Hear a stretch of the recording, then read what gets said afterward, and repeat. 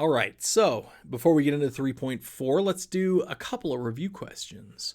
So, which term refers to a lens's ability to produce a clear, non-blurry image of a microscopic object? Is it A, resolution, B, amplification, C, scattering, or D, magnification? Okay, read it carefully, think about it, pause the video. Okay, the keys here are this clear, non-blurry part. So you might have been drawn to magnification, but that's not the whole part of it, right?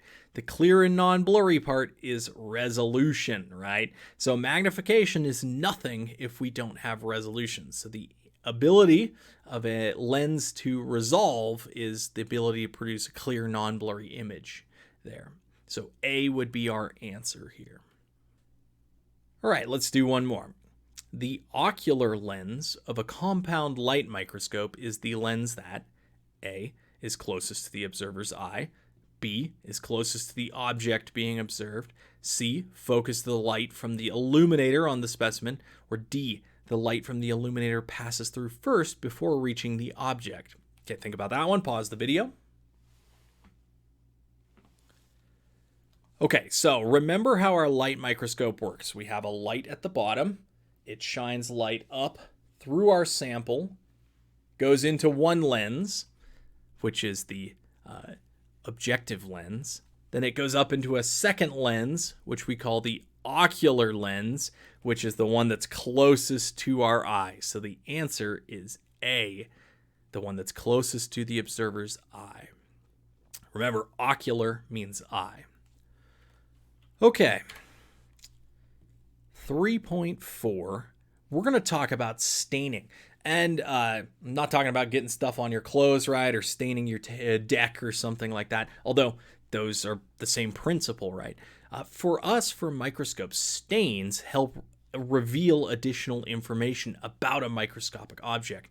Remember, I showed you some unstained images. They were just kind of fuzzy, clear looking. There's a very special stain that we're going to do several times in the lab called the Gram stain. And this is a critical one. This is one of the most important diagnostic or differential stains, as we call it, because it can differentiate between two types of bacteria, the Gram positives and the Gram negatives. And those have huge clinical implications about their ability to cause disease and how we treat them. So this is like the first step that clinicians would do, is do the Gram stain, or a tech would do in a lab. Okay, so why stains? Why do we talk about this so much? Well, let's talk about a case history here. We have Purna, 6-year-old boy in India, who is experiencing symptoms that include high fever, intense chills, headaches, along with nausea and vomiting. Okay, that's somewhat generic. If we narrow it down, though, the area where Purna lives has been experiencing super heavy rains for a long, long time, which have left behind pools of water. Standing water, great breeding area for mosquitoes. This is why you don't really want to leave like buckets of water or watering cans or things like that full around your house, because they're perfect places for mosquitoes to breed. And mosquitoes, as we know, can be vectors for disease. So let's look at what might have happened here. So the fever subsides, but it returns a couple days later. And for several weeks, this fever cycles on and off, on and off. Finally, they go to the clinic and they need to examine him. This is a rural part of India. He's anemic. He's got an enlarged spleen and liver. So they are suspecting a mosquito-borne parasite. And a lot of times, these are things that infect the blood. So they're going to take a sample of the blood from the patient and smear it on a slide and stain it. So here are red blood cells on a slide, and inside of them you might notice these purple stained kind of little rings. Okay, those are not in all of them, but this is very indicative of what might be going on here. So the clinician or whoever's observing this is going to instantly notice that these are the ring stage of a parasite called Plasmodium falciparum. which is a eukaryotic parasite that causes the disease malaria, which is what this child has been experiencing. So these are little parasites that grow inside the red blood cell, and eventually they burst out, destroying the red blood cell, causing that anemia, and multiply, and then they're in the blood, and then a mosquito can come along and suck that up and transmit it to another individual. And in this outbreak, over 400,000 people were infected and became ill with malaria. Now, malaria, it's a eukaryotic parasite. What did we talk about when we talked about treating disease? The more related the organism is to us, the harder it is to treat. Malaria kills a lot of people. It's one of the most deadly diseases, and we spend billions and billions of dollars trying to find treatments and preventions for it.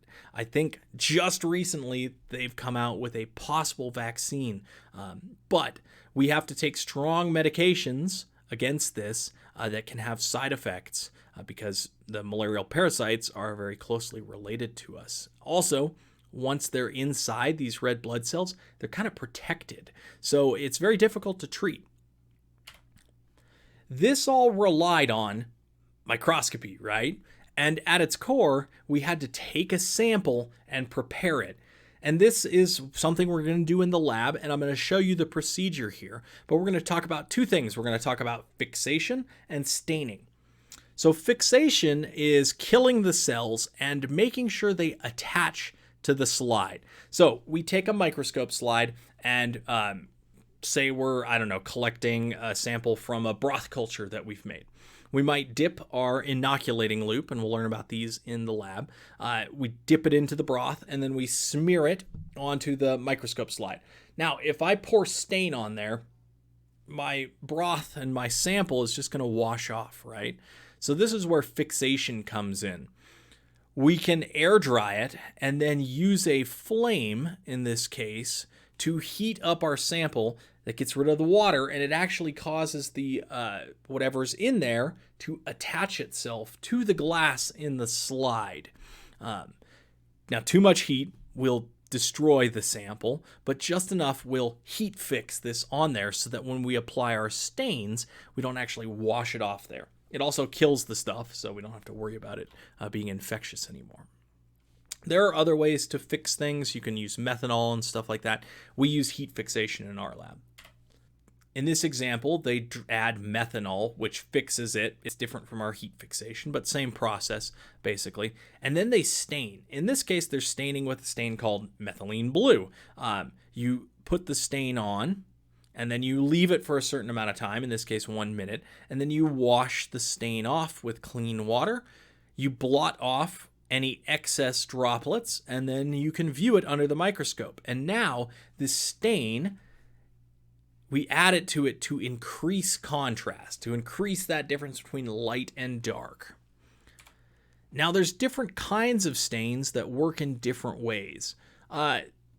The stain we're going to talk about most is a differential stain, which means it differentiates or tells the difference between two different types of cells in a clear way. So you can see here an example of what we would call a gram-positive cell versus here gram-negative cells.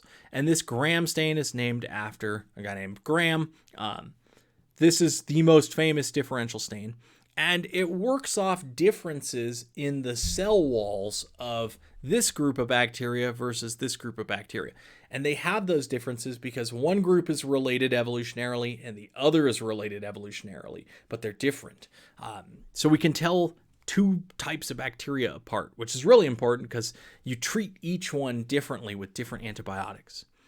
So these are gram-positive. They turn purple. The pink ones are gram-negative. How do we do this stain? Okay, we start with our sample, right? The first thing we do is we could either add methanol. In our case, we use heat to fix the cells onto our microscope slide. So we do our smear, we heat fix it, and it's there.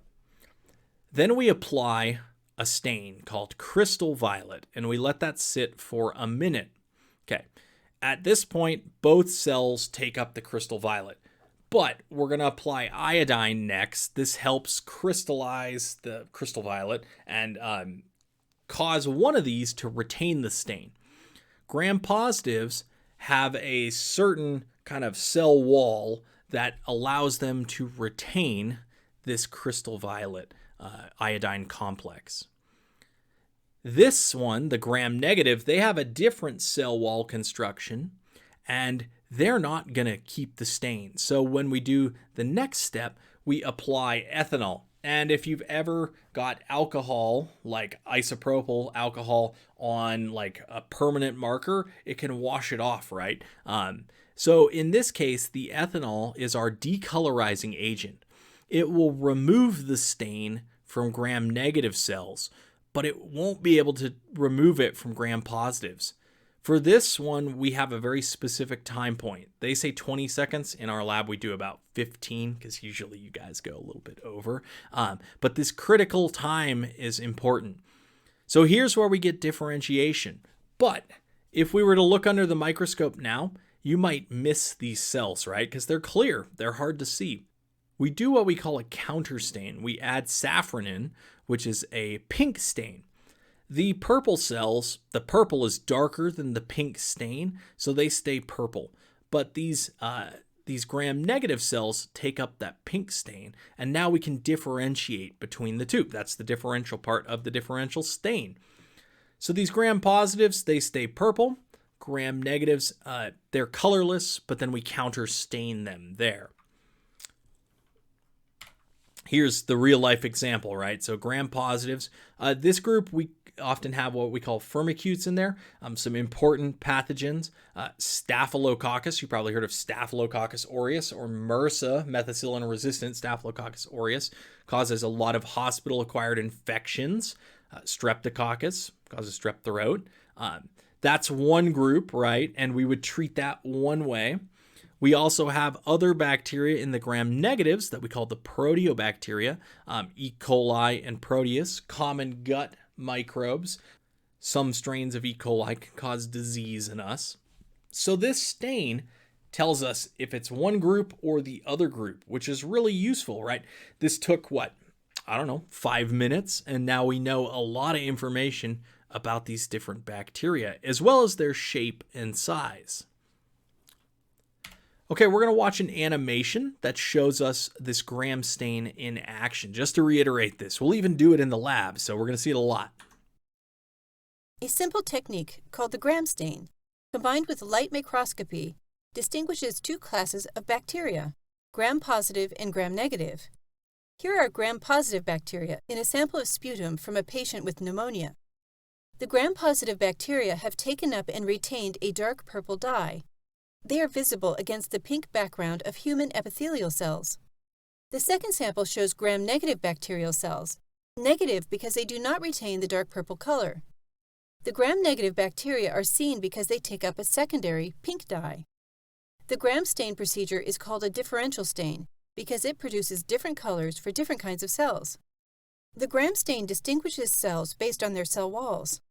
Just outside the cell membrane, a gram-positive bacterium has a thick cell wall, a rigid mesh-like structure with multiple layers of a molecule called peptidoglycan. In contrast, gram-negative cells have just 1 or 2 layers of peptidoglycan, outside of which they have a second membrane, called the outer membrane. These structures behave differently during the gram stain. Before using the gram stain procedure, cell samples must first be prepared. A loopful of a bacterial culture is smeared as a thin film on a microscope slide and allowed to air dry. The cells are then fixed or adhered to the slide by heat or by adding a drop of methanol, and again air drying. Here we'll follow the procedure as it would occur using fixed samples of gram-positive and gram-negative cells. The gram stain uses 4 different solutions: the bright purple dye called crystal violet, iodine, ethanol, and the red dye called saffronin. Crystal violet is applied first and left on for a minute. Crystal violet is a positively charged dye. The positively charged group is attracted to negative charges inside and outside the cells, including to negatively charged cell walls. Excess stain is washed off with water, leaving cells from both samples colored. The iodine solution, added next, is left on for 1 minute. The iodine is a mordant, which is a substance that helps set a dye. Iodine complexes with the crystal violet, making it precipitate and become trapped in the cell and cell wall. The excess iodine is washed off. Next, a decolorizer, ethanol, is added for a precise interval, typically about 20 seconds, followed by a water wash. Ethanol removes loosely bound crystal violet iodide molecules, but gram-positive cells, with their thick mesh-like cell walls, retain the stain tightly. In the gram-negative cells, the ethanol disrupts the outer membrane, making the dye easy to wash away. In the final step, a counterstain, safranin, is applied. This process allows the visualization of gram-negative cells, which the safranin stains pale pink. By distinguishing between two major classes of bacteria, the gram stain became essential in the clinical laboratory. However, the gram stain is reliable only for freshly cultured bacteria. Additionally, some groups of bacteria, such as lactobacillus species common in the oral cavity and gastrointestinal tract, may stain either positive or negative and are thus not distinguished by the gram stain. They are gram variable. Okay, so that animation hopefully explained slightly how this works. It showed the different types of cell wall there. We'll come back to that a little bit later, and we'll also cover that again in the lab. There are different types of differential stains. Some things that we've talked about previously, right? We've talked about Mycobacterium tuberculosis, the bacteria that causes tuberculosis lung infection. That was our first case study, right? There's a differential stain we call the acid-fast stain that will specifically stain these Mycobacterium bacteria. They have a very special cell wall that doesn't allow the gram stain to work on them, so they have a special stain for them. Also, we have an endospore stain for Clostridium. Remember, we had Clostridium botulinum in our case study with the contaminated chili sauce. This can work on the endospore part, that heat-resistant bit. There's some other types of stains that aren't necessarily differential. We'll see some prepared examples of these in the lab. Negative stains are useful. They're like a photographic negative. Think of them that way. Instead of staining the bacteria itself, we stain the background. And this is useful for a couple of things. There are some bacteria that don't heat fix well, so this negative stain works well for that. Also, there are some bacteria that have really sticky, thick outer shells, and the stains that we want to use won't actually go inside. So we say, whatever, we'll just stain the background, and now the bacteria show up clear, give us really good images of size and shape. We've also talked about antibodies for fluorescent microscopes.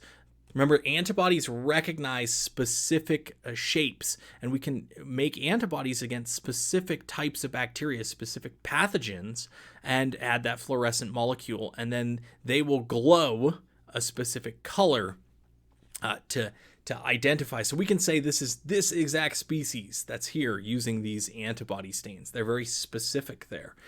Whereas the other ones were just kind of general, gram negative, gram positive. This one's like, yeah, this is this species for sure. Okay, this is all really good information, and we're going to do it in the lab, so don't worry if you didn't catch it all. We'll physically hands-on do it. Fixing and staining, right? We kill the specimen, we fix it to the slide, but then the stain improves contrast and resolution. We can use differential stains to distinguish between different types of bacteria that have different structural features. And the most important differential stain is the gram stain. We have two major groups, right? The Proteobacteria, those gram negatives that are generally in our gut, and then the Firmicutes, which might be like skin pathogens, things like that, that shouldn't be in our gut. So they're gram positive.